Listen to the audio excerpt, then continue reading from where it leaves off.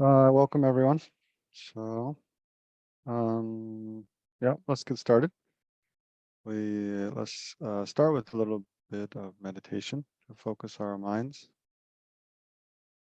We want a good, clear, relaxed mind to try to contemplate emptiness, and and a positive, yeah, a bodhicitta motivation, or as close as we can.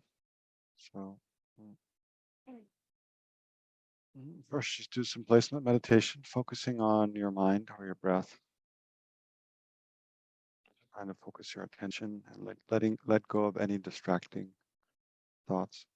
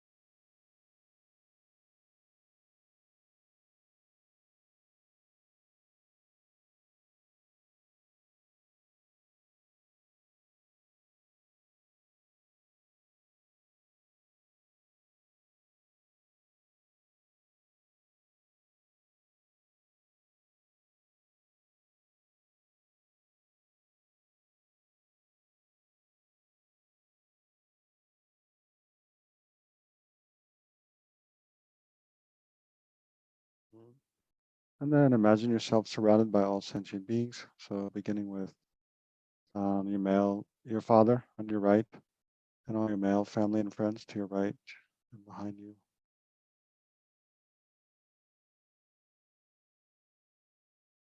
Imagine them sitting there together with you, all going about their own business, whichever way. And then on your left, imagine your mother of this life and all your female friends and family, grandmothers and aunts, and cousins, and female friends, partners, whatever, children.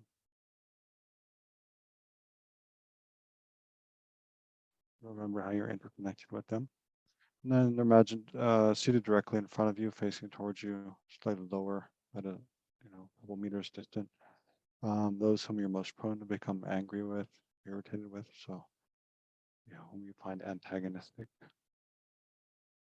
Remember to put special effort into practicing patience and kindness towards them.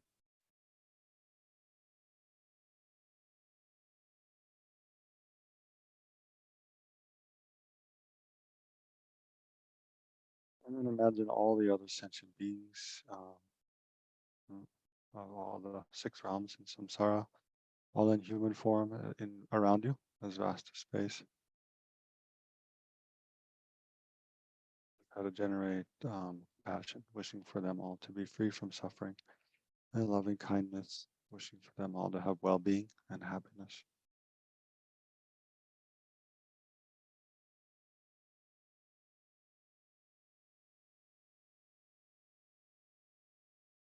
Without excluding any.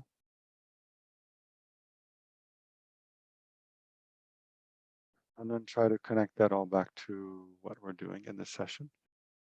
Um, learning about contemplating, meditating on emptiness and dependent arising in the Buddha's teachings.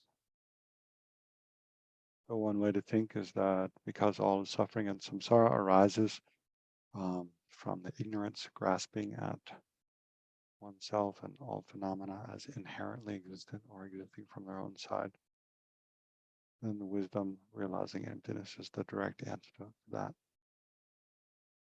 So in order to free oneself, myself, and all sentient beings from suffering and generate the wisdom, which becomes the cause for the mind of full enlightenment, then I'll engage in this session. Or you can think in other ways, but somehow generate a positive motivation.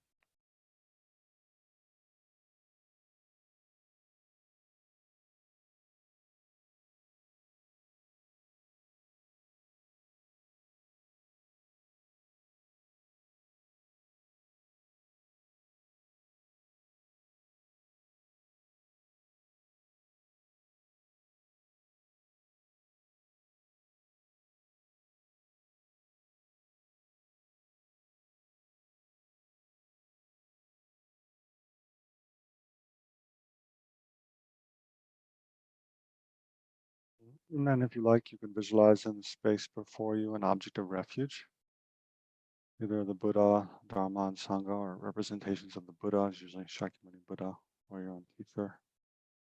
And then usually on a low text, on a low table in front of Shakyamuni Buddha, we visualize a Dharma text.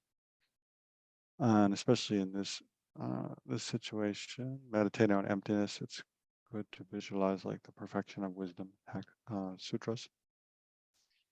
And then is representing the Dharma, and then you can visualize either Shakyamuni Buddha or the main object themselves represent the Sangha, or you can also visualize other Buddhist masters and Arya beings who have achieved the state of flow destroyer or higher as the Sangha.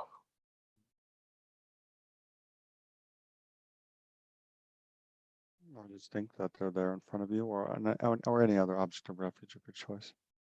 So then try to generate the mind of refuge, reflecting on generating aversion to the fear of samsara and trust, faith that the Buddha Dharma Sangha or other object of refuge have the power to protect one from that.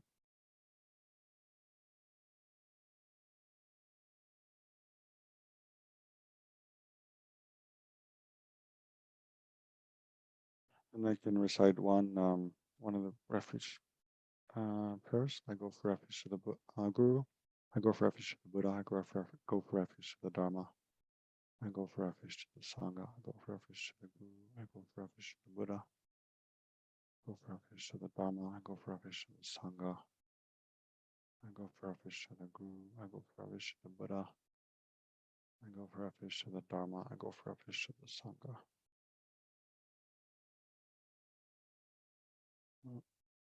Okay, so now I'll share my screen and we'll start with a quotation.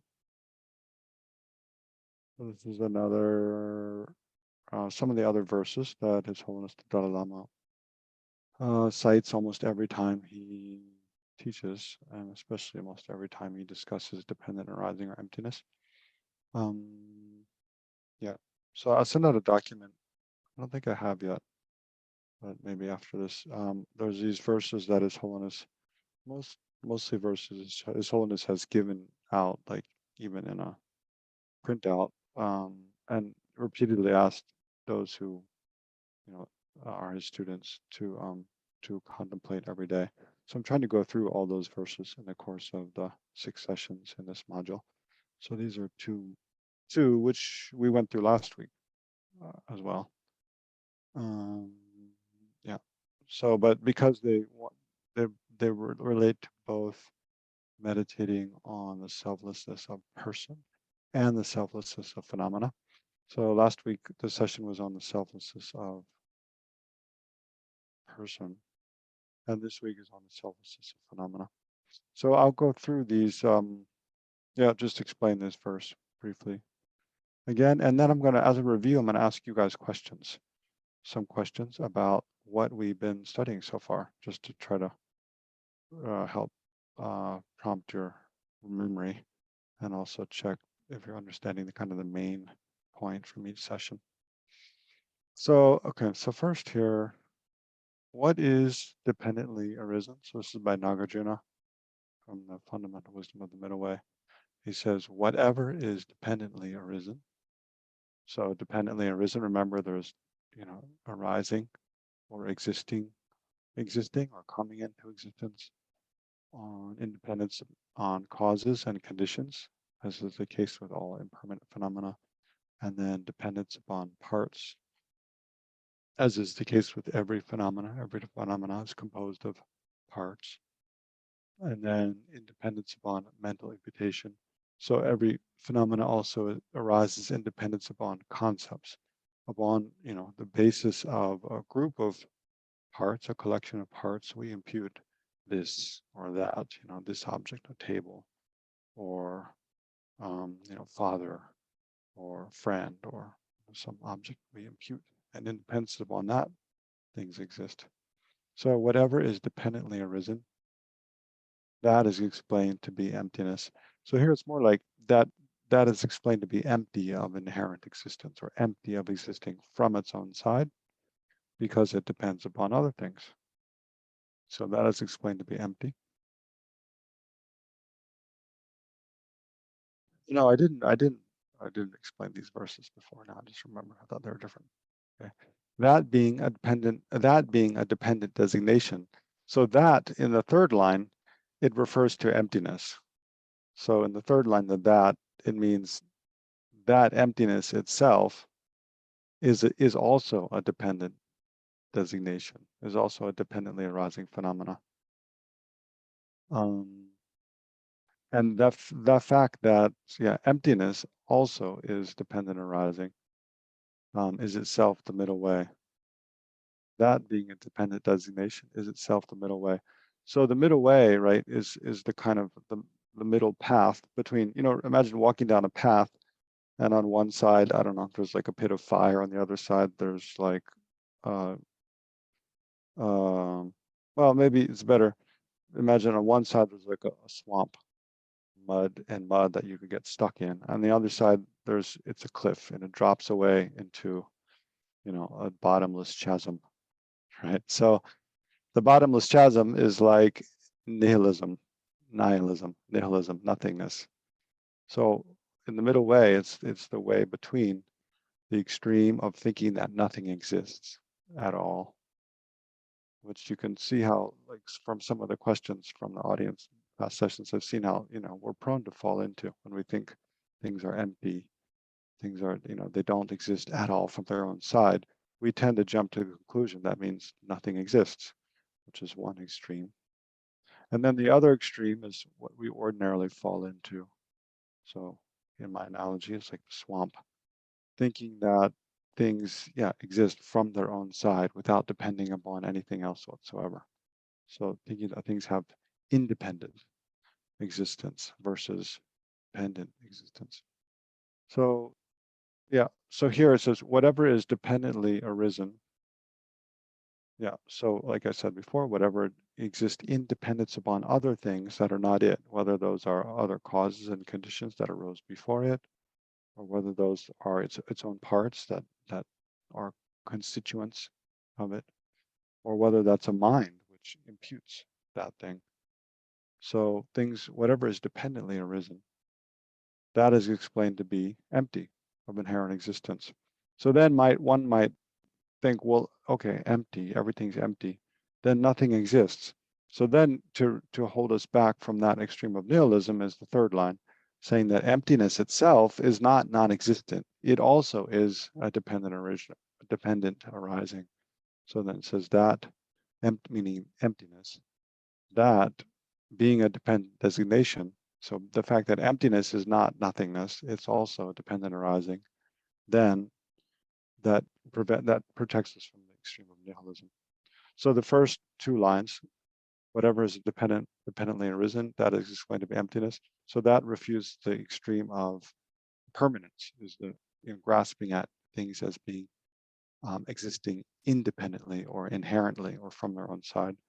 So the first two lines refute the extreme of permanence. And then the third line refutes the extreme of nihilism. So that itself is the middle way. And then the next verse, because there is nothing whatsoever that is not dependently arisen. So again, because everything is a dependent arising, everything that exists, therefore, there's nothing whatsoever that is not empty. So therefore, anything whatsoever is empty of inherent existence, or empty of existing from its own side. Okay. So let's so before we continue, stop sharing my screen. So a few questions for you all. So in the first session, well, we discussed the main thing was or maybe we have the I forget what's the very first slide in my PowerPoint. Maybe we have the sessions. Anyway, the first thing we discussed was why is emptiness important? Oh yeah, that was the introduction. Why is emptiness important? So what's your answer? Why is emptiness important? You can unmute yourself and say, just in a word. Anybody. Why is it important to meditate on emptiness? Learn about emptiness? What's So the that most important reason? Yeah, Mary? if you understand you're able to meditate on emptiness and you're meditating correctly, doesn't that remove the mental afflictions? Yes, exactly. Because all the mental afflictions arise from ignorance, grasping at inherent existence. So emptiness is removes that. Yeah. Yeah, that's a part of a big part of the answer. Yeah. What arises? Well, what arises from why are mental afflictions a problem? Well, of course they cause us to suffer. Well, yeah, I mean they cause us to suffer, right? Because all suffering arises from the mental afflictions, and all of the mental afflictions arise from ignorance. So yeah, okay, that's good. Let's move on to question 2 then. What was the second session? Was hold on, let me think. What did we discuss in the second session? Oh, the object of negation, right? Identifying the object of negation, I believe. Yeah, identifying what is to be negated versus dependent arising. So when we talk about emptiness, empty of what? Not empty of anything existing, empty of the object of negation. So in a word, like what is the object of negation? So someone other than Mary this time. Inherent existence. I mean, something should not exist from its own side. Exactly. Perfect. So inherent existence of anything. So of oneself or of other phenomena. And that means things, existing from their own side, which means not depending upon anything else. Oh, good. Excellent. So, and then, okay, so then, what are well, let's see. Okay, so then the third session was about the selflessness of person. So that's what we did last week. So remember, within the analysis, to establish the selflessness of persons, there's the 4-point analysis. Within that, the first step is identifying the object of negation. Then the second step is identifying the 2 possibilities, which we'll leave for now. And then the third and fourth steps are why the inherently existent person is not one with or the same as the aggregates, and why they're not. And then the fourth is why they're not different from the aggregates. So let's take the third step first. Why if the person inherently exists, then okay, so the second step is they have to either be inherently the same with the aggregates or inherently different. There's only those 2 possibilities. If they're not either of those, then it cannot exist. So then, first of all, why is the inherently existent person not the same with the aggregates? What's one reason that an inherently existent person is not inherently like one with the aggregates? What would be like a fault? Yes. Because the aggregates change over time. Yeah. Oh, well, and yeah, the aggregates change over time. So if the inherently existent person is the same as the aggregates, then you mean the inherently existent person would have to change over time. Right. Or I mean, if you are the aggregates and the aggregates change, then therefore wouldn't you be a different person? But you're Exactly. Yeah, you change into something completely different, a different person, which yeah, that's definitely, and especially if you look at death, because the aggregates, I mean, the major changes when they cease to exist at the time of death, then you would also cease to exist. at the time of death, which would mean there's no rebirth. Right. But yeah, also just inherently it's just a person, they can't change from one thing to another. Because yeah, change because the earlier person and then the later person who changed, you change through time. So the earlier person would be, inherently existing from their own side, which means doesn't depend upon anything else. And then the later person who's changed would also be completely inherently existent, which means they have no connection with anything else. So it would mean actually they're two completely separate people, the earlier and the later one, because they can't have connection with anything else. So the later one wouldn't be able to arise from the earlier, because that's a form of dependence. Right? So that's not independent anymore. So yeah. What's another one? Another kind of problem that would arise if the person is inherently the same as the aggregates. There are many aggregates, and there's one. Exactly.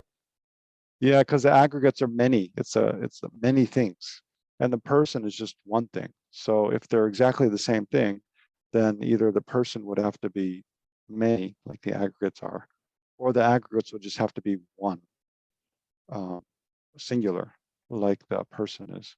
Yeah, that's another problem. Any others? Those are the two, one of the strongest ones. There are a few others, which I'm also not thinking of right now. Possessor and possessed. Yeah, exactly. Yeah, that's another one. Is that because the aggregates, meaning, even in the case of a person, it's our body and mind, or all the parts that make us up. So yeah, we are something. The person possesses, your hands and your legs and your body and all your thoughts and perceptions, all the different parts of our mind. The person possesses those. So if they're exactly the same thing, then it can't be the case that the person is the possessor, possessing all these parts, and the parts are something possessed by the person. To be possessor and things possessed, they have to be two separate things, two different things. So if the person is inherently the same as the aggregates, or one with the aggregates, means they're exactly the same thing. Right? So there can't be. Yeah. Want to mention more? You look like you're ready to say some. Mention on more problems there. There are a couple more. Let's see if I can remember. Maybe, I know we leave it for now. We'll come back. These faults will come up again in the discussion of the analysis of the person. So now if a person and aggregates were inherently separate, this one's easier. If they're inherently different. If the person inherently exists, they have to be either inherently the same with the aggregates or inherently different from the aggregates. So if they're inherently different from the aggregates, what would be the problem? So let's, Jan, Dana, Palmo, it's one of your turn to try a shot at an answer. If the inherently existent person was inherently different from the aggregates, what would be the problem that would arise?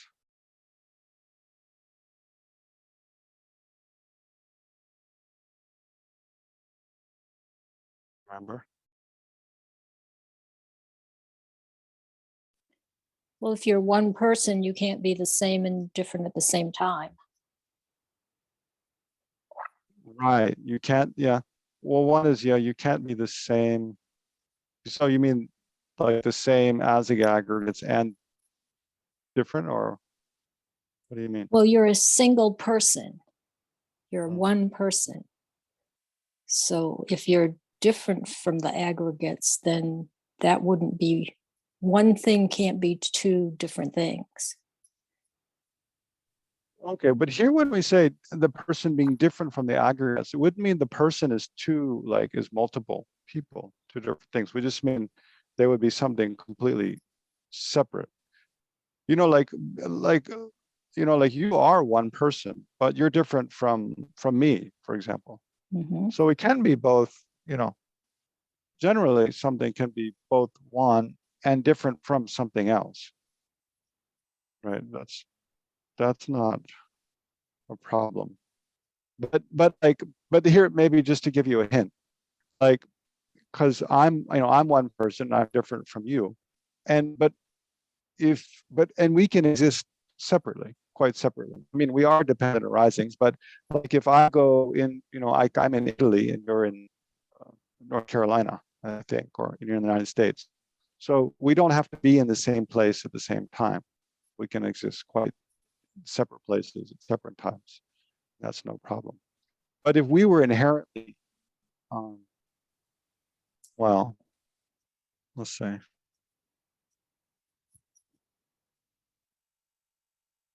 well, basically the question is this: can the person and their aggregates exist like that, like completely separately, in different places and different times? Mm-mm. No, right? So if they were inherently differently, then it would mean they would have to be able to exist like that. Like the person would not depend upon the aggregates. They would, because the person would be, independent, it could exist completely independently from the aggregates, unrelated to. So it would be the case that you could separate out the aggregates, the body and mind, all the parts of the person, could put them in Italy, and then the person could jump on a plane and go to America, and you would, and that would be meaningful. Like you could find the person sitting on the plane flying to America, and there's no body, there's no mind, it's just the essence, the person. But that person doesn't exist, right? It can't exist like that. So to be a person has to depend upon a set of aggregates. So yeah, so the person cannot exist inherently, can't be inherently different from the aggregates, because that would mean completely unrelated to, not depending upon at all. Okay, I think that's a good review. Yeah, so that's what we've covered so far. Basically, why is emptiness important? Because all afflictive emotions and all suffering arise from it. What's the object of negation? That means things existing from their own side. But the other question is, well, first of all, there's different questions we have to ask when we do meditation. We have to ask different questions again and again related to these. So related to the first, is it really the case when afflictive emotions arise that I grasp at myself or another person or another object as existing from its own side? Is that a real thing? Is that really spontaneously arising, that kind of ignorance? So we have to check that. And then relation to so that's, and then the second, related to the second, the object of negation is this kind of arising. We have to try to identify that. So not only is it really, a cause, a source of my afflictive emotions, but how do I appear? How do things appear when that kind of grasping is present? And try to identify that object of negation. And then with regard to ourself, the person, we have to check, if I really exist in that way, do I really exist in that way by, do I exist either being, one with, so this is one analysis, the 4-point analysis, right? Do I exist as the same as my body and mind? That kind of person, is it the same? Is it findable within my body and mind, or is it one with the body and mind? Or is it findable as something separate from my body and mind? And when we find neither, it's not findable, either one with or separate from, that means it doesn't exist. Okay, so now today we move on to the okay. That was last week. The analysis of the selflessness of persons. Sorry, selflessness of phenomena. So last week we looked at selflessness of persons. And this week we're looking at selflessness of phenomena. So here, phenomena, actually you might be thinking, well, isn't person a phenomena also because it exists? Yes, the person is a phenomena. But when we divide up everything that exists, all phenomena, in two groups, one simple way to divide is into groups that are persons, which means sentient beings, or enlightened beings. Enlightened beings, like the Buddha is a person. Any Buddha is a person, and then all the other sentient all the other persons are sentient beings. So beings with a mind, anything with a mind, with a mental continuum, who's not enlightened, is a sentient being. So when we divide up all phenomena, we can divide up into persons who have a mental continuum. And then all other phenomena are inanimate phenomena. And then consciousness, I mean, also consciousness is a phenomena, it's not a person. Yeah, so it's basically everything else that's not a person is here what we're talking about when we're talking about selflessness of phenomena. So we'll look at the selflessness of phenomena under 3 headings today. Just generally some things about emptiness, and then ascertaining that conditioned phenomena. So phenomena, we can divide up into conditioned phenomena, meaning impermanent things, things that exist independence upon causes. And then unconditioned phenomena means permanent things, things that don't change momentarily, right? So there's impermanent and permanent. So we'll look at how to ascertain the emptiness of each. So this is according to Possessor Possessed outlines in Liberation in the Palm of Your Hand, although the part about emptiness I added. So one reason I added was because I thought we haven't even discussed the definition. I always make a point to talk about the definitions of things. And I haven't even mentioned the definition of emptiness. So I want to do that first here. So here, definition of emptiness is it's a non-affirming negation, which is a mere negation of inherent existence. So it's a bit of a mouthful. The second part of the definition will make sense more easily. It's a mere negation of inherent existence. So, so emptiness. So we're talking about emptiness itself first, and then other instances of emptiness. But emptiness is okay. So it's a mere negation of inherent existence. So remember, inherent existence means again things existing from their own side, or things existing independently, without relationship to, without relying on, without having contact with anything else. So it's just it's kind of the negation of that, saying that kind of existence doesn't exist. So it's a negation of that. And then it's a non-affirming negation. So non-affirming negation is a very kind of technical term. So just to try to briefly explain what that is, any phenomena that exists is either a positive phenomena or a negative phenomena. So a positive phenomenon is when we affirm that something exists. So like, like table, the word, think just the word table or the thought table, it's affirming the existence of something. This, like something with a flat surface and legs that we use to like set other things on. So table affirms something. Person, it affirms the existence of something. Computer, weather, glass, mind. All those terms or those objects, they affirm, they don't negate anything. So if we say, but here we say like Diet Coke, that's a negative phenomena actually, because the diet, well, it's negating like sugar, or it's saying what it says is that, I mean, actually that's not a good example. I'll come back to that example because it's funny. But how about like salt-free chips? That's a good one. These are examples I was thinking of yesterday, like salt-free chips, or like fat-free, fat-free, I don't know, bananas. So if negative means the term, when you think of the object, the concept thinking of the object, or the term that expresses the object, it negates something else. So if you say like fat-free bananas, I've never heard of such a thing, but fat-free bananas, that means it would be bananas that have no fat. So the fat-free, it negates fat, right? Or well, I even simpler, more typical example is like,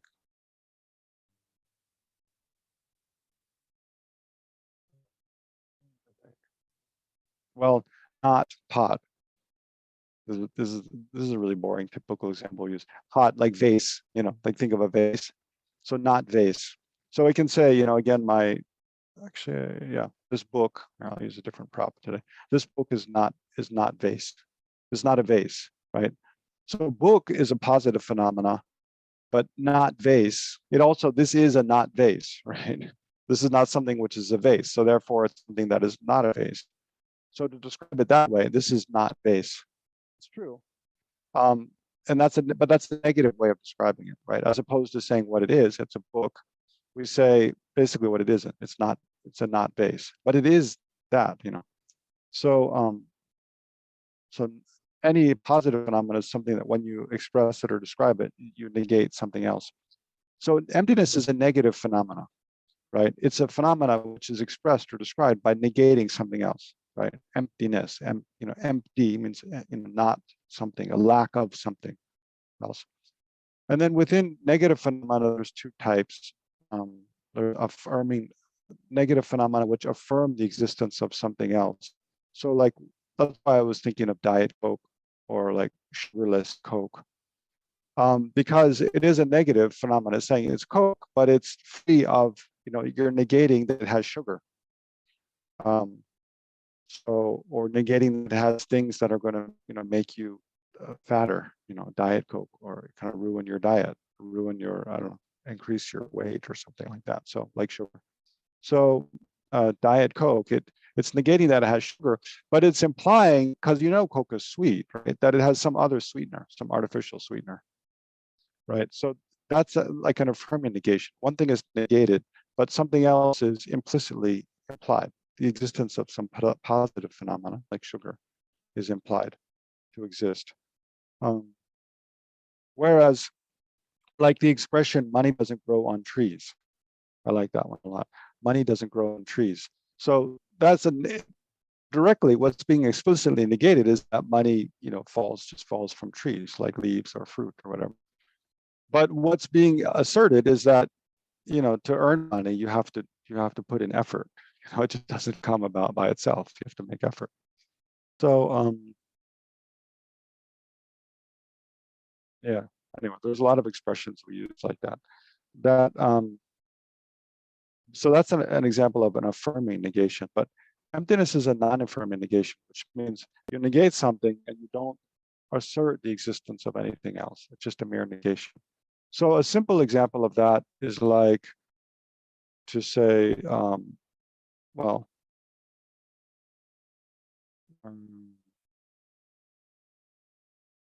yeah.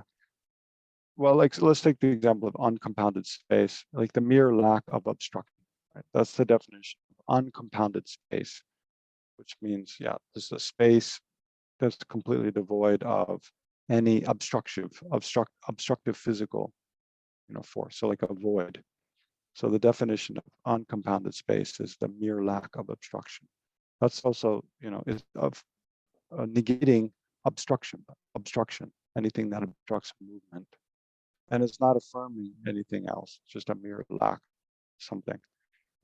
Another non-affirming negation, maybe a more simple one, would be like, the mere lack of an elephant in the room. Like in the room that you're in, probably there's no elephant. So, that the absence of an elephant in a room, that is something that exists. That absence. You can think you can think of anything that there is not in a room. The absence of that is something that exists, is present.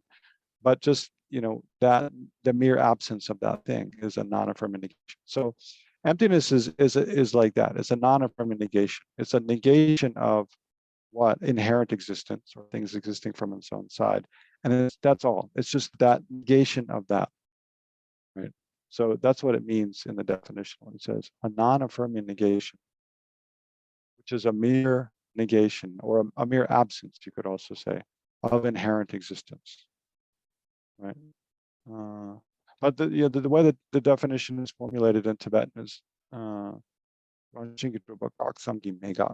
they use the word negation twice. So it's a non-affirming negation, which is a mere negation of inherent existence. And then, so just to go on, so emptiness is a permanent phenomena, meaning it's not changing moment by moment, like a table. It's not aging. It also doesn't produce, so I'm describing that here. It doesn't, emptiness exists, right? But it's not changing momentarily. So it's not transforming each moment into something slightly different, like any physical phenomena or like consciousness. You can see our minds changing moment by moment. So emptiness is not like that. It's static. Like, like I've given the example before of like 2 + 2 = 4. That fact is it exists, but it's not changing moment by moment. It's the same. That one's the same in all places and all times. The lack of inherent existence also, in a slightly different way, but it also exists in all places at all times. Emptiness itself. So also it does not produce effects. So it's not like a tree that gives rise to scents and colors and leaves and flowers and fruit and stuff. Or it's not like a person that produces speech or movement. So emptiness, it doesn't produce effects like that. It's a permanent phenomena. And then C, it has parts, but it does have parts, right? It has parts and instances. So how? Think the different instances of emptiness. So just like, well, like you think like the example I gave of the mere lack of an elephant in the room.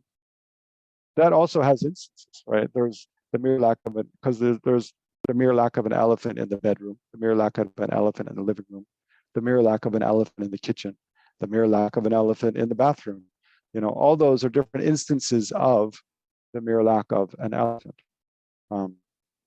So similarly, there's the emptiness, the book's emptiness of inherent existence, my emptiness of inherent existence, your emptiness of inherent existence, the table's emptiness of inherent existence, India's emptiness of inherent existence. So each of those instances of emptiness are instances of, they're instances of emptiness, right? So they're part of emptiness, right? It's like on the basis of there being each of those different kinds of those different instances of or examples of emptiness that we have this general label, emptiness, the thing.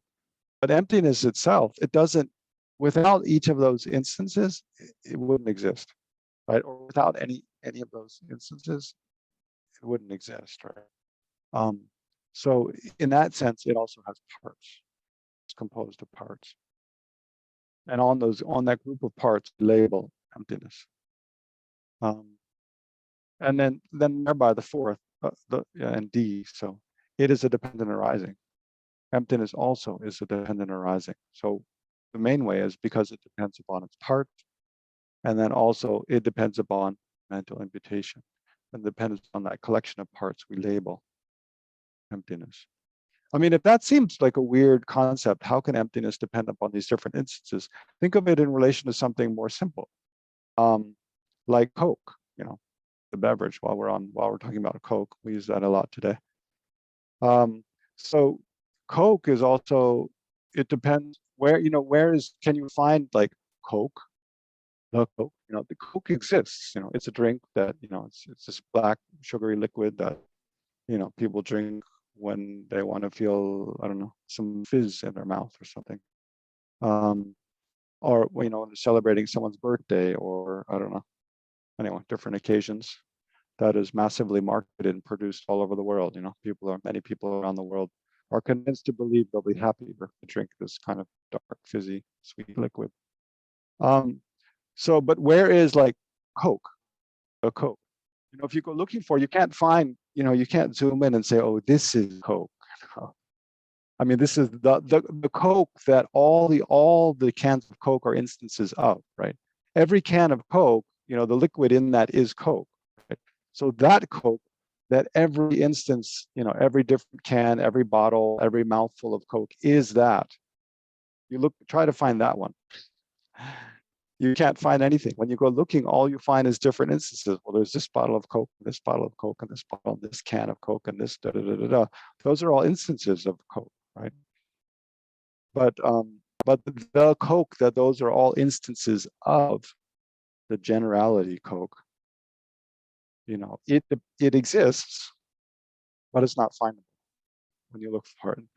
And it exists in dependence upon all those instances. So emptiness, that's the same with emptiness. Emptiness exists, but it exists in dependence upon many instances of emptiness.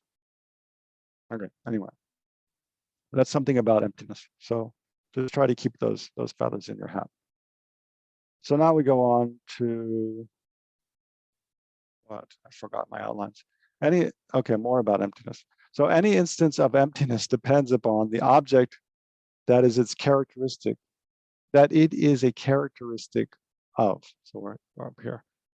Depends upon the object that it is a characteristic of its basis. So this is a little different. So like, I'll use this as my main prop today. This book, is this a dependent arising? Yes, it depends upon, cover, many pages, the Dalai Lama having, this is the Dalai Lama's book. Actually, I want to promote this book a lot today. This is worth stopping to share my screen for. Can you see? Dalai Lama. How to see yourself as you really are. This is one of the best books on emptiness. So I'll give a couple quotations. Hopefully we'll get to. I'm running out of time very quickly. But yeah, really good book on emptiness. So this book though, it's a dependent arising, so it's empty of inherent existence. So this book is empty of inherent existence. So that is a characteristic of the book, right? So it's a property of this book. So there is this book's emptiness of inherent existence. So that's a specific instance of emptiness. This book being empty of inherent existence. So this book's emptiness of inherent existence, it exists independence upon this book, right? If this book didn't exist, that specific instance of emptiness wouldn't exist, right? So, and it's the same with every other phenomenon. This watch, so this watch there's this watch's emptiness of inherent existence. That's a property of the watch. It's part of the nature of this watch. Just like there's this watch's weight, there's the weight of this watch. The weight of this watch couldn't exist without this watch. It exists together with this watch's volume, this watch's color. Those are all characteristics of properties of the watch. Generally weight is not a property of the watch, but the instance of the weight of this watch is a property of this watch, right? So, yeah, so like that. Any instance of emptiness it exists as a property of something else. So the same with weight. Any instance of weight, it's the weight of something else, right? It's a characteristic of something. Any instance of color, of course, color in general exists, but if you try to find like the color that everything else is, every other color is an instance of that one. Can't find it. All you find is different instances of color. And every instance of color, it's a color of something else. Like if I ask you, what is the color of color? What's the color of color? Oh my God. Does color have a color? It's kind of weird. It's a weird question. I don't even know the answer to that. Maybe we can discuss that. But generally, we say the color, it's a color of something else, which is not color, right? It's yeah. So like, but actually, emptiness, to be a little more serious, there is emptiness of emptiness, but we'll come back to that. Okay, so any instance of emptiness depends upon the object that it is a characteristic of its basis. So we're talking about the basis of emptiness. So for example, a table's emptiness depends upon a table and is a characteristic of the table. So that's what I just did with regard to the book and the watch. Any person's emptiness depends upon that person and is part of their nature. So each of us, Lexok is empty of dependent arising. That's a property of Lexok. Mary Ellen is an emptiness of dependent arising. That's the property of Mary Ellen. Each one of us, we're empty of it existing from our own side, and that's part of our nature, it's part of our character. And then anything that exists has been empty of independent or inherent existence since it first arose, right? So like sometimes we tend to think, oh, empty, things are just empty when because when I analyze to see if they inherently exist, and I find they don't, at that time they become empty. It's not that. Anything from when it first existed, it never had inherent existence. It never existed from its own side ever. So and that thing, inherent existence, things existing from their own side, has never existed ever. So it's not that emptiness comes into existence when we analyze to see if things exist in that way. It's that things were always existed in that way, and that we just come to understand that when we analyze. So then that fourth one, emptiness has existed since beginningless time. So since beginningless time, just as things have been interdependently arising phenomena, therefore they've also been empty of inherent existence. And then, so His Holiness, yeah, in that book, How to See Yourself, so here it's written, How to See Yourself as You Really Are. So it's in the outlines also, which I'll send out later. But he quotes, so this is quotes from Sutra. So words of Shakyamuni Buddha are always nice to see.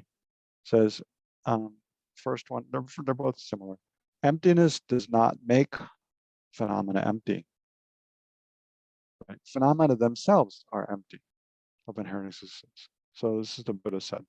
Emptiness is not, doing the analysis or somehow something makes phenomena empty. It's not that emptiness doesn't make phenomena empty. They themselves, it's part of their nature, that they themselves are empty. And then the same way of saying the same thing, a different way of saying the same thing. Form, so physical, like matter, form, physical things.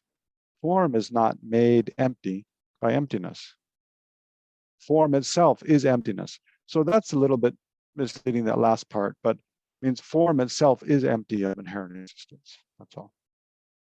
Okay, so now I changed the font color because we're talking about conditioned phenomena as opposed to unconditioned. So for the conditioned phenomena, I like to think of, here in Italy, like it's spring and all the flowers are kind of things are growing and changing, obviously, day by day. So conditioned phenomena are kind of like that, they're changing. So, gosh, okay. So again, we're looking at establishing the emptiness of phenomena, the selflessness of phenomena versus selflessness of persons. So phenomena can be divided up into two again, conditioned phenomena or impermanent phenomena, and unconditioned phenomena or permanent phenomena. So conditioned phenomena can be divided up into three.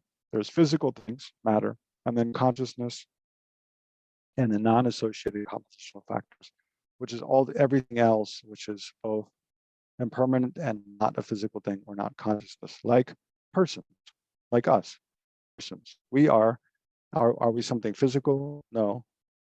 We have a body, but we're not something physical. Are we a consciousness? No, we have a consciousness, but we're not consciousness.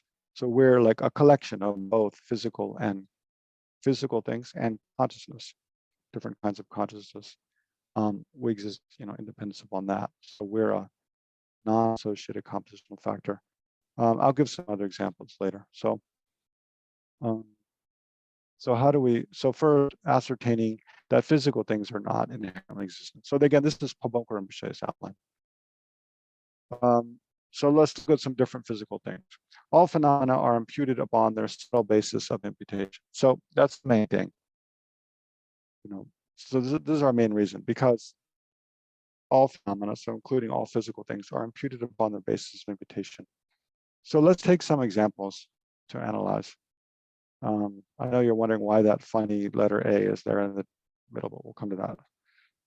So first of all, just think about a table briefly. So, we can does the table exist from its own side, independently? How does it exist? When we think about table, does it seem, or imagine a real table just for a moment. Imagine a real table that you use. About. So does it seem like that table is just a table, like just there, independent of anything else? Like it really is a table from its own side. So then when we analyze, if the table does exist as a table from its own side, then we should, when we zoom in with our mind, when we mentally kind of zoom in to find that real table existing there, it should become clearer and clearer and clearer. We should just zoom in and be able to find, oh yeah, this exactly that. There is that table. So, and if that table is findable, it's not that real table. it's findable. It's not findable separate from its parts somewhere else. If we're thinking of like the living room table, we wouldn't be able to go to one of the bedrooms and find that table, the real one there. No, it has to be there where its parts are, the same place. So then when we zoom in to find the table, like, where exactly is it? We can find, the legs. There's probably, the legs of the table. But the legs, each of the legs on its own is not the table. Even all the legs of the table together are not a table. If you ordered a table from IKEA and they sent you a box with 4 legs in it, you would be disappointed, right? That's not a table. So there has to be this flat top. Usually have a flat top, otherwise things roll off. But the flat top alone, also, that's not a table. Right? That's just the top. So, but then you might think, well, put the flat top. So this is where I also have difficulty. It becomes a little difficult. Put the flat top and the 4 legs together, and so they function as a table. Well, isn't that the table? That collection of all the parts together, functioning as a table. So isn't that the table? So here we have to imagine a different scenario. So imagine that, well, we can imagine 2 different scenarios. First of all, imagine a time before any humans existed, right? So back in like the Jurassic era, the dinosaur era. And imagine there was somehow, weird things happen in nature, but somehow there was a very flat, like stone or something, perfectly, placed upon a pedestal or 4 legs even, such that, it could be used if there were humans at that time. They could totally use it as it would be a perfect table for them. But there are no humans at that time. And there's no other creatures who use tables, who have the concept of table. Right? So imagine in the Jurassic era, there's no creature has the concept of table. The concept of table on Earth has never come into existence. So there's no one who thinks of anything as a table, right? And yet there's this object which, we would look at and be like, oh, that's a perfect table. But there is no. So is there a table at that time? When there's no one who has the concept of table, no one, uses anything as a table. But there's this object that has like a flat surface and 4 legs. That's level. Is that a table? Is there a table at that time and place? No, there's not. So think from the point of view now. Think from the point of view of a creature. So this is, this example is from the biography of this interesting guy, David Gonzalez, who was a Buddhist practitioner in Seattle. He has a biography, so he speaks about this in his autobiography. It's quite interesting. But this example helped him get insight into emptiness. Is like he was sitting, doing this analysis of a table in his living room, looking at his coffee table, and then he saw a fly come and land on the table. And the fly is on the table, it's touching the table, it's experiencing it. But in the world of that fly, there is no table, right? Because the fly doesn't have the concept of table. So the fly is seeing the same thing, experiencing the same thing, but to the fly, it's not a table. So back to this question, if you have the flat, the tabletop and the 4 legs, you put them all together, it functions as a table. If that object, that flat top and the 4 legs, if that object from its own side is table, from the side of the object, if it's a table, then first of all, when that object exists, in a world where nobody has a concept of table, like in the Jurassic, where there's only dinosaurs in the Jurassic era, there would be a table at that time and place, because it doesn't depend upon anybody having the concept, of table and using it as a table. It just depends upon that object existing, in that way. And also another fault would be that any person who experienced that object would experience table. If it was a table from the side of the object, then anybody who sees that, anybody who experiences that, just as anybody who sees that object, they see the whole thing. They would see a flat, top, a flat level surface and 4 legs. That, they see the color, they see the shape, but they would also see table, right? They would experience table.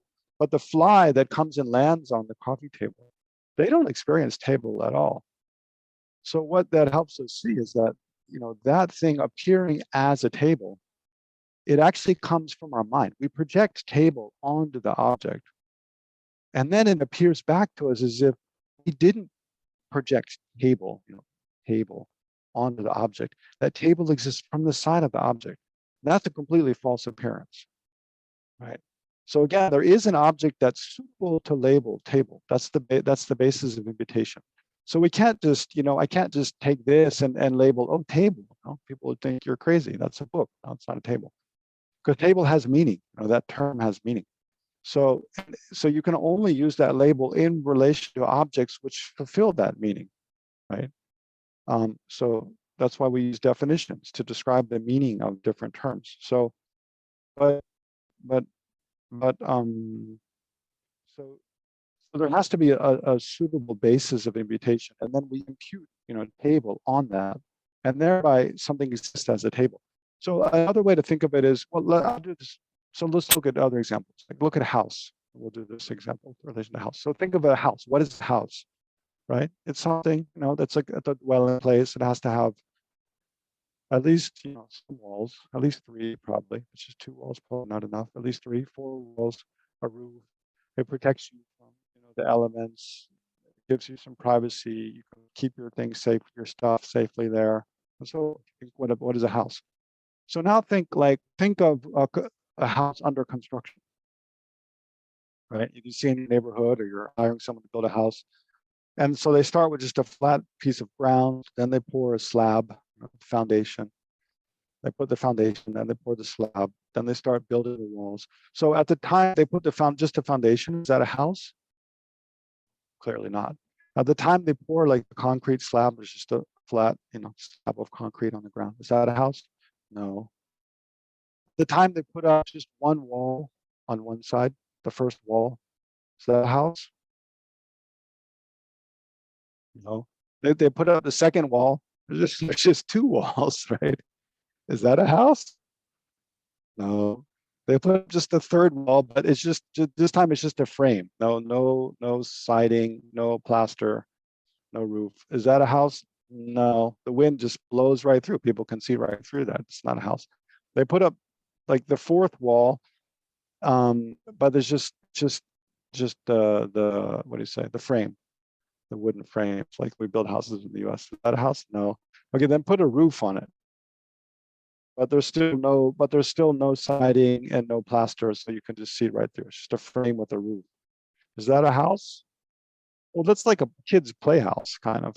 Kids could easily go in and play house, but you can't. It's got no bathroom. It's got no kitchen. There's no shelves, no privacy. We'd probably say no. It's probably not a house, but it's closer, right? The question is, at what point does something become a house? It's not an arbitrary thing. It's not a objective thing.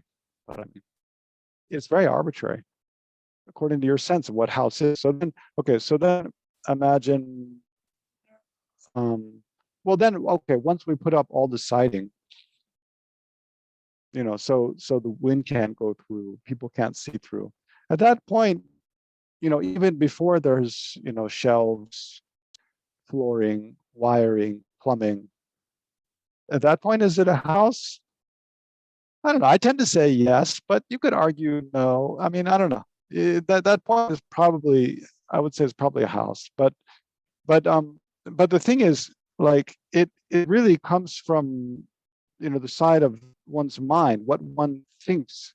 One has this idea of what house is, and then when the object kind of fits that idea, at that time it becomes a house. A house. So again, if there's no concept of house, then the thing. So like someone could consider like a cave their home, their house, right? Could a cave like be a house? Of course, if someone they set up their dwelling place in it, they put maybe a wall or something, some protective covering across the front, and then they're like, oh, this is my home, this is my house. Yeah, is that a house? I don't know. Before it was a cave, and then or think of home. That's even easier. So if there's a cave, and then some creature decides to live there, that becomes their home at that point, right? So it's a dependent arising, right? Depending on how they think of it. If they don't think of it, they might just stay there for one night and just think this is just a place I'm staying. It's not my home. Then it's not their home. But if they stay there for one night and think I'm going to stay here, for years and years, then it becomes their home, right? So you see, it's a dependent arising. And then think, president, I won't spend time on because this person. Well, the idea is there's a person. Before the election, they're not a president. But after this set of events, people, cast votes, and then this one person wins the majority of the votes, and then the newspaper announces they've won, and then there's the inauguration ceremony. So there's a set of events, and then all of a sudden that person becomes the president. But are they? And then when we look at them, it seems like they're just president from there, from the side of the object. They are the president. But if we look, we search for something within, their body, their mind. We can't find anything that is the president. And how did they become that? They became that in dependence upon this set of events, set of events, right? So it's not that if they were the president from their own side, they would have always been, as long as they would have existed from the very time they were born, they would have been the president. They would have been a president before that whole election, right?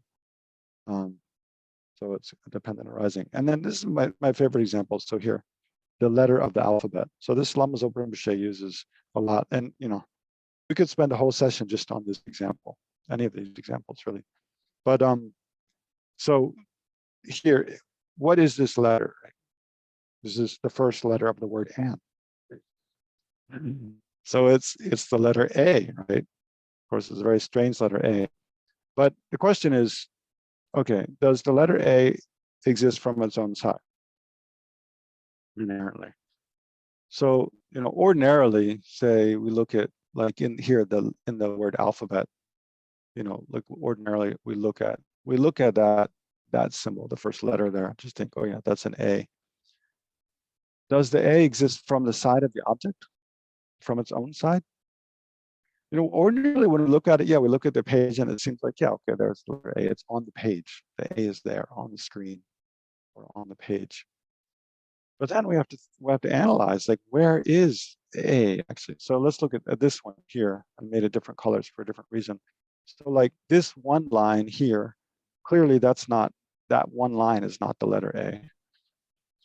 The other line, the orange line, that's also not the letter A. And then the black line in the middle on its own, that's not the letter A.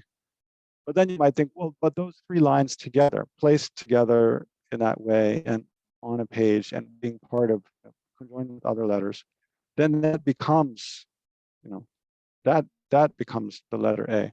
But imagine again, a time when there are no humans, there's no alphabet yet. Nobody's generated, nobody's discovered, nobody's written or come up with an alphabet or written language.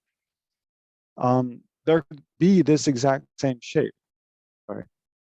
This exact same shape would exist in nature, but as long as no one looks at that shape and has given the label A, designated that as the letter A, then the letter A doesn't exist when you have that shape, right? So there, and also if this shape was the letter A from the side of that object, even if you put the three lines together like that, if that line from the side of that shape, it was, the letter A, then anyone who sees it should see A, right? So even as a small child who hasn't learned the alphabet, hasn't learned their ABCs, when they see that shape, they should see the letter A. But we know that's not the case. Small children, if they see this, they don't see the letter A at all. They just see three different colored lines. Or even this one, in the first letter of the word alphabet, they just see, shapes. Just like, if we look at, most of us, I assume, if we look at like Arabic, we don't see letters there. You just see lots of curvy lines and dots, no?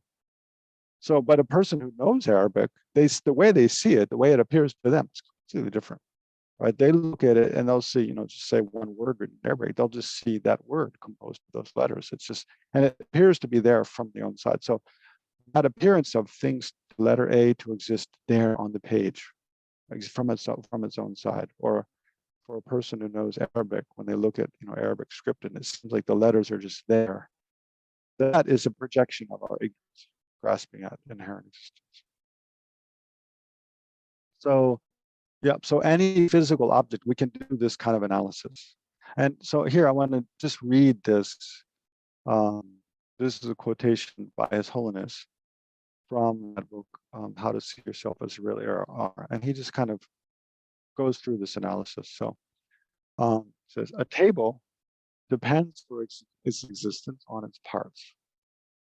So we call the collection of its parts the basis, what we call the basis of imputation, the basis upon which it is set up.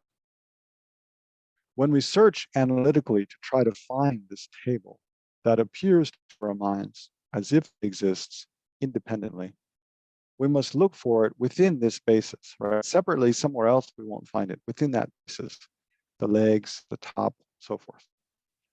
But nothing from within the parts is such a table, right? So none of the individual parts, even the parts as a whole altogether, is not such a table. Thus, these things that are not table, all the parts, these things that are not a table become a table in dependence upon thought. Right? The table does not exist in its own right. So it's only when we have the idea table and we posit that, we look at an object and say, oh, this is a table. If it's a valid basis for labeling table, thereby it becomes a table. We label table. So the table does. So table. A table becomes a table in dependence on thought. A table does not exist in its own right. From this viewpoint, a table is something that arises or exists dependently. Right? It depends on certain causes. So think of all the causes that contribute to the table existing. It depends upon its parts, the legs, the top, all the different parts. And it depends upon thought, having the idea of table. These are three modes of dependent arising. And then existing independence upon conceptuality or thought is the most subtle meaning of dependent arising. So that's just a review of what I just said. So then, then just the basis of imputation and the imputed object cannot be inherently the same or different. So like with regard to table, with regard to table, table is something we impute upon that collection of parts, the top and the legs, and them all put together to function a certain way. If we take it apart, we just have a pile of the top and the legs not attached, just piled up. We wouldn't label table on that. Right? It's not a table. So when the parts are put together in such a way that they can function as that object, then that's a valid basis for labeling table. But we label table upon that collection. So table is something we're labeled upon that collection of parts. So that collection of parts is the basis for imputation, and table is the thing imputed. Those have to be two separate or two different things. They're not. They can't be exactly the same thing. So you can think the same with relation to yourself. Your body and your mind. The collection, our aggregates, the collection of our body and mind, all the parts of our body and mind. That collection is a basis upon which we label I, me. But so the I that does exist is not exactly the same as the collection of parts upon which we label I, right? They're different. They can't exist separately. They're completely interdependently existent, but they're not exactly the same thing. So therefore, I is something labeled upon a collection of parts. Everything exists like that. Physical things, consciousness, everything else. So here, so this verse from Nagarjuna again, that which arises dependently is not one with that on which it depends, its parts, and is also not inherently other than those parts. Hence, it is not nothing and not inherently existent.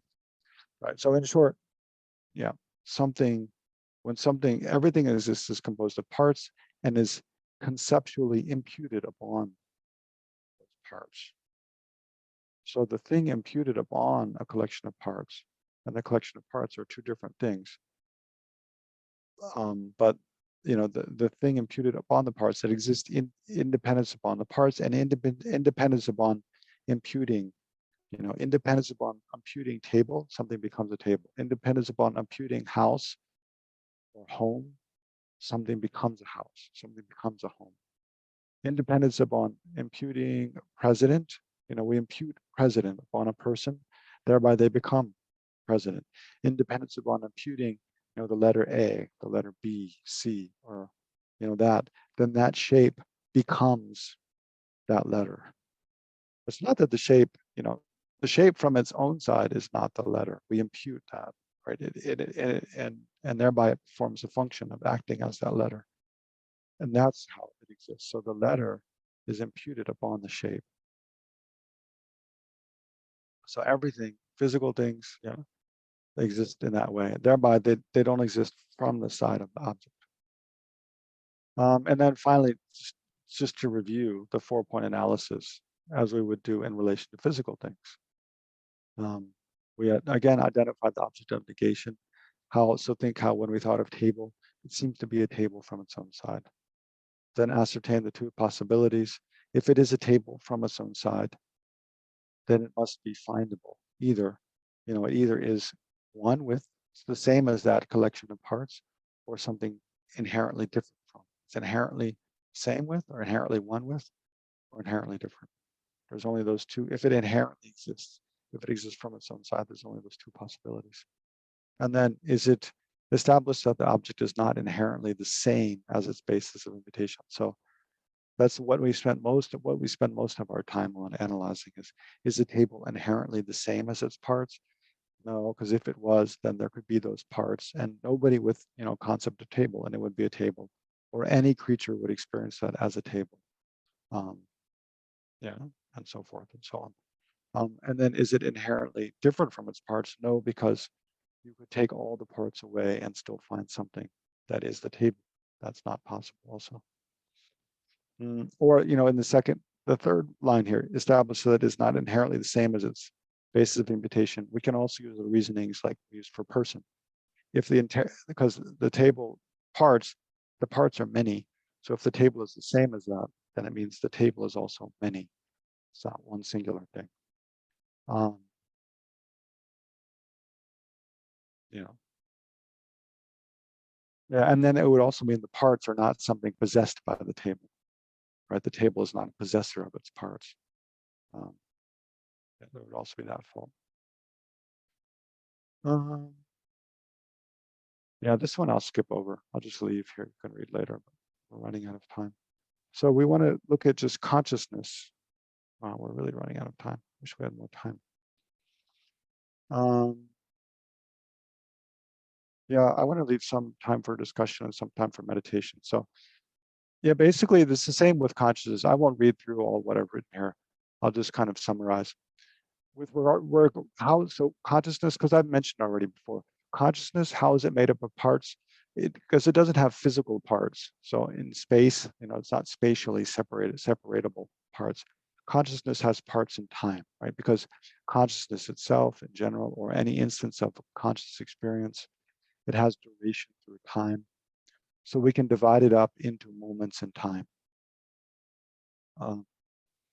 So it's dependent upon any instance of consciousness. Well, it arises from causes and conditions.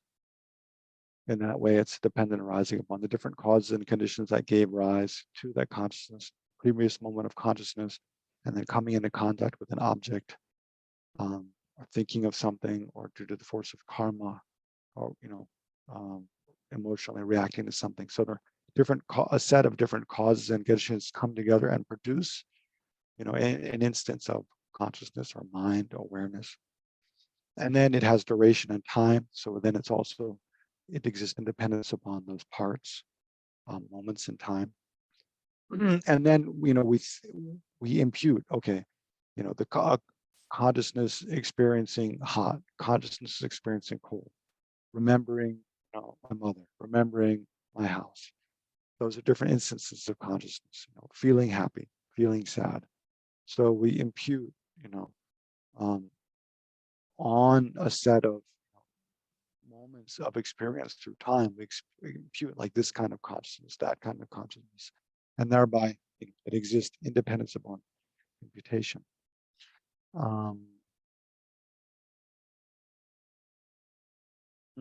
then another way, important way, the consciousness is dependent arising is it depends upon its object. Every instance of consciousness is an awareness of something or conscious of something.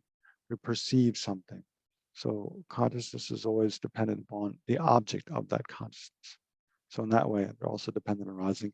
Thereby, consciousness doesn't exist independently from its own side, separate from causes and conditions, separate from its different parts, separate from its object, and separate from the imputation of consciousness or this consciousness upon that collection of parts. And then non-associated compositional factors like person, and then also abstract impermanent things like cause, impermanence, functioning thing. So we just do the same kind of that 4-point analysis with regard to those as well. And then, unconditioned phenomena. So this means permanent things. So things, they do not depend on causes and conditions, but they do depend on parts and mental imputation. So uncompounded space, which I mentioned earlier, the mere lack of obstruction, the lack of an elephant is a dependent arising because, like I said before, it depends upon the different instances of the mere lack of elephant. So just like emptiness, which I described already. So emptiness is a permanent phenomenon. So it's an unconditioned phenomenon, meaning it doesn't arise from causes and conditions. But how does it depend upon parts? Like I said earlier, it has instances. There's the emptiness, the book's emptiness of inherent existence, the watch's emptiness of inherent existence, my emptiness of inherent existence, independence upon, separate objects, emptiness of inherent existence. Then we have this general idea, emptiness, that those are all instances of. Thereby, emptiness itself is dependent upon its instances and dependent upon the idea, emptiness, labeling. Okay. So that's all the points for today. So here are the questions. So if there are any short questions now, just to clarify any points I made, I can answer. Otherwise, we'll go to breakout rooms for, we'll do 15 minutes today. And I will copy the questions into the chat. I think Mary had a question before. Okay. Yes, Mary. It's not really related to what you were talking about. I mean, well, I'll just tell you my question. When I try to identify the object of negation, for myself, like I am focusing on on an emotion, like a feeling. Is that correct? Yeah, that's a good question. What's the feeling like, or what emotion? What is the feeling like? Like a just say you're fearful of something, you have an experience of fear, and it causes like you feel an emotion, or when you get startled by something, you have like a feeling. Okay, so that's the starting point when you're looking for the object of negation related to yourself, the person. Yeah, you can start there with a feeling of fear where there's a kind of clenching in the chest. Oh no, it's going to happen to me, So that is that physical feeling of clenching in the chest and the kind of fear and defensiveness that is kind of an indicator that you're grasping at, an inherently existent self. But we need to go, so we can start there, but we're looking for really how at that moment, how does the person, Mary, in your case, how does it appear? How do you appear? Does it seem like, Mary is just there from her own side, means just there without depending upon anything else, it's just real, just there. concrete, without depending upon my idea of, Mary, without depending upon anything else. It just is, there from that object's own side. So we want to look at that we want to focus on that appearance. How does the object appear to exist, rather than like the emotion or the feeling that goes along with that appearance and with grasping at that appearance, right? So there's a mind grasping at that appearance, but there's an appearance of that existing in that way. So it's more like we want to look at how does the object appear to exist, and does it exist in that way from its own side? So it's existing in that way, appearing. I mean, there's a lot of different things, right? There's the mind that feels that, and then there's the appearance of existing like that. And then there's the, grasping at that appearance being real, like, assuming that that is the way the object exists. There's the mind grasping at that, which is ignorance. But what we're looking at is actually the object of that ignorance, the thing that object, that ignorance grasping at something existing from its own side, the thing it grasps at. So the thing it grasps at is it's like as if it were a fact, the object existing from its own side, in fact. That, of course, is not a fact, it's completely false, right? But the object existing in that way, the object inherently exists, that's that's what we're negating. We're trying to, we analyze, we think, does the object actually exist in that way or not? Then we go through all these different reasonings, which I've been laying out. But the whole question is, does the object exist in that way? And we find that no, it doesn't. So the thing being negated is the object existing in that way. Okay, I'll keep working on it. Thanks. Okay, yeah, good. Okay, yeah, let's, why don't you guys discuss with each other for a while, and then we'll come back and discuss a little bit together, and then we'll meditate at the end. So I hope, can you all see the questions in the chat? I hope that you can still see that in the breakout rooms. Could you last time? I can send it to the breakout rooms. You can't see the chat from the breakout room, but I can send it. Okay, yeah, if you can do that, yeah, just make sure you have those. Right. Okay, let's go.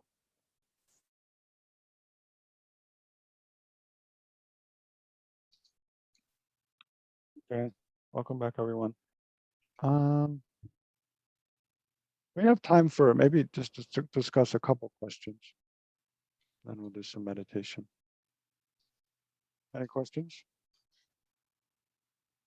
from the discussions? The discussion questions were kind of like review questions, like what we talked about at the beginning, and what we talked about the last sessions.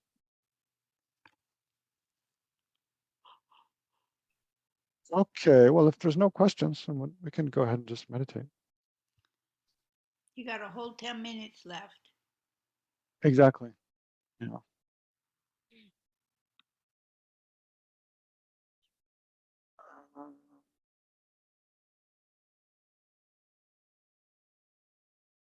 Let's see.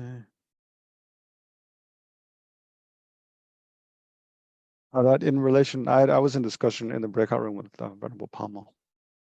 Then that this one thing came up. I should have emphasized a bit more. Probably when we were talking about the big analogy, the examples of the table, doing the analysis with regard to the table. Where is the table? Does it exist? From the side of the object, from the side of the parts of the table. And then the letter A, house. It's important to to see also that, so think about, we're thinking about the just look at the table, right? There's the legs of the table, then the tabletop. But then where is, the actual table? It's none of those parts. But that, and then when you think about the table at the time, before anyone had the concept table, is it a table at that time? It seems like no, because no one sees it as a table. No one thinks of it as a table. Only when people have the concept table, then the object becomes a table. But it's important to see that, from the side of that collection of parts, from the side of the basis of invitation, there's no table doesn't exist there at all. So table is something merely imputed. When we say table is imputed on that collection of parts, so Venerable Pama was reminding it's merely imputed on the collection of parts. So the word mere, and it reminds me of the Tibetan. In Tibetan is dokpai dak tsam. It's very important that tsam means merely in Tibetan. Anyway, I know that doesn't matter to you, but merely imputed. So when you say merely imputed, what it means is table is imputed on the collection of parts, but not only that, but from the side of the basis of imputation, from the side of the collection of parts, there's no table at all. So table is something, it's all from the side of the mind. There has to be, that collection of parts. Like I can't just take anything like a book or, my head and say, oh, this is table. I have a table head. I mean, that's something different, but you can't just take any object and impute table on that. I mean, you can, but then in most cases, it's wrong. If you think this is table, that's just a wrong concept, right? If I impute on my body, this is table, that's just a wrong concept. So there's a valid basis for imputing table. It has to have, the parts, and the parts have to be put together in such a way that they function as what we think of as a table. And then we label table on that, and that's, valid imputation. But table exists, from the side of imputing. So there has to be a collection of parts put together in such a way that they function as that object. And then that appears to us. And then we label, upon that we label, this or that. So, and then the object exists. So it exists from the side of the imputation. So it's merely imputed, means it's imputed upon that collection of parts, but it doesn't exist from the side of the collection at all. Doesn't exist from the side of the basis of imputation at all. Anyway, so let's try to meditate a bit now. So, yeah, why don't we take, since we've already been talking about table so much, we'll meditate on that today. Then next time we'll meditate on the emptiness of the mind. So first, just clear your mind for a moment. Either watch your breath or something else. Just relax.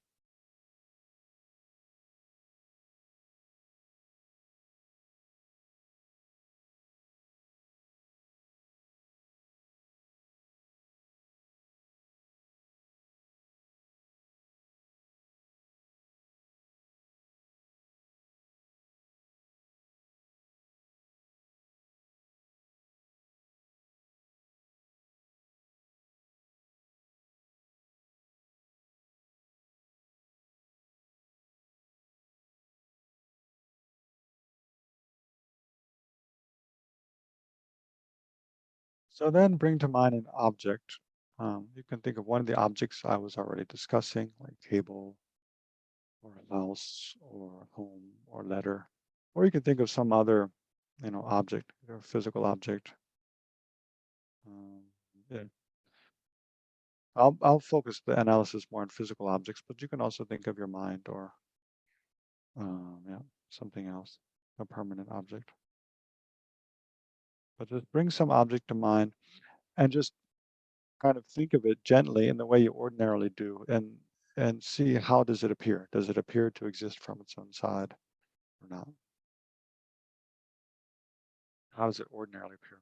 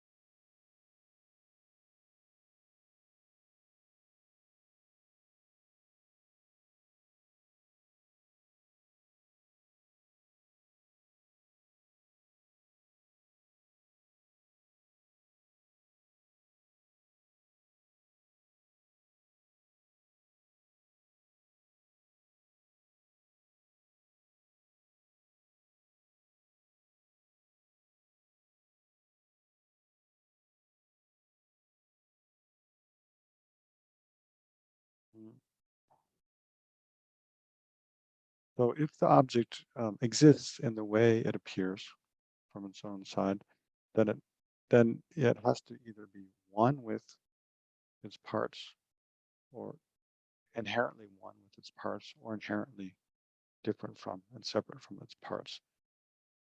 So just think about that the necessity of those two possibilities. And is that the case or not?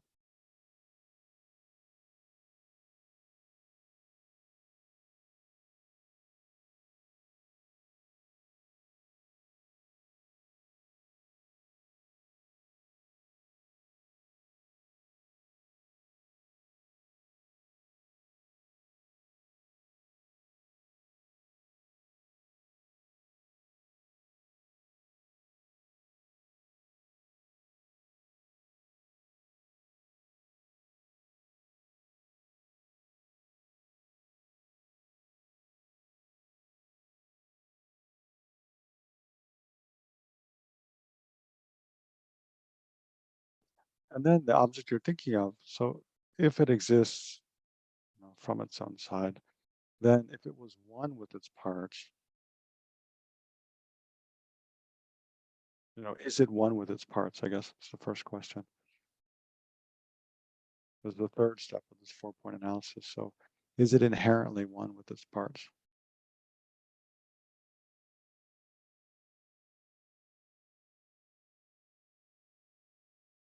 So remember, if it was inherently one with its parts, then you couldn't think of the object as being separate from its parts. It wouldn't be a possessor of the parts. The parts in the whole, they would be exactly the same thing. And then just as the parts are many, the object would be many. Or just as the object is one, the parts would also be one. And then the parts in the whole, they couldn't have any, the object then, it couldn't depend upon the parts. It couldn't depend upon causes and conditions. And it couldn't depend upon a mind imputing the object. So think about those problems that arise if the object you're thinking of, if it exists in the way it appears from its own side, if it's one with the parts, the same as its parts. Is that possible?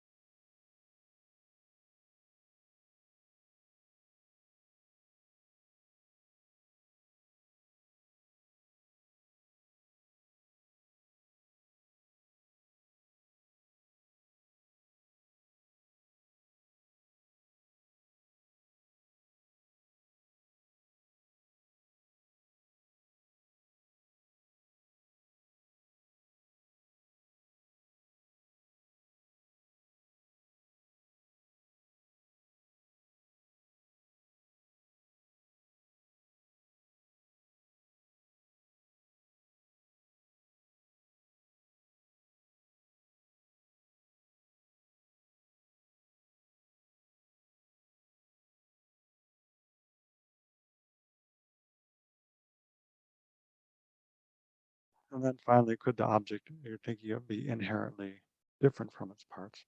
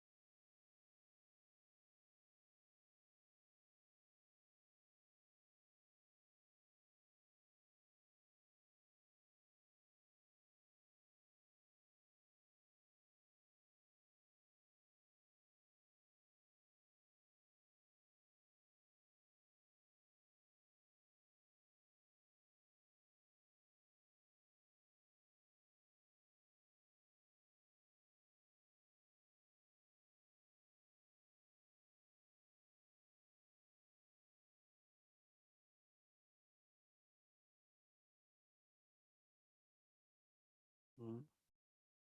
Okay, we'll have to conclude there. That was just very short, but generally, so use that same pattern of this 4-point analysis and the same kind of reasonings. So during the week, try to practice that with regard to different objects. So think of different things, different people, yourself or other people or different objects. So begin with looking at how they ordinarily appear or appear in different situations, especially when there's afflictive emotions present, like attachment or aversion, jealousy, fear. And then see how yourself or other objects naturally appear, exist from their own side. It's kind of false appearance. And then think of these two possibilities, and then analyze the problems that arise if they're one with the parts, or one with the basis of immutation, or if they're separate from the basis of immutation. And then you can also just generally think about how they are dependent arisings, how the objects exist in dependence upon causing additions and parts and mental imputation. But then you have to use that reasoning to negate, to refute that the objects exist from its own side. So the easiest structure for that is this 4-point analysis. Okay, so finally, let's dedicate. So let's think of all the merit we've created by trying to generate some insight into the ultimate nature of phenomena. And rejoice in one's own efforts and the efforts of the others in the course, and in the merits created by all sentient beings and all enlightened beings since the beginning of time until now, and all of our own teachers.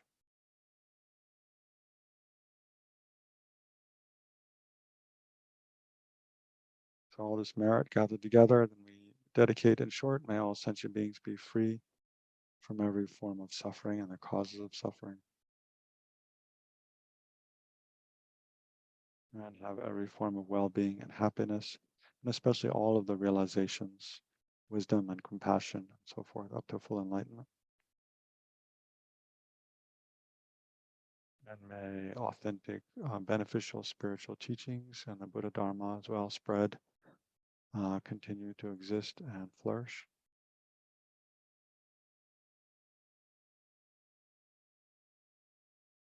And then bring to mind any prayers you'd like to make.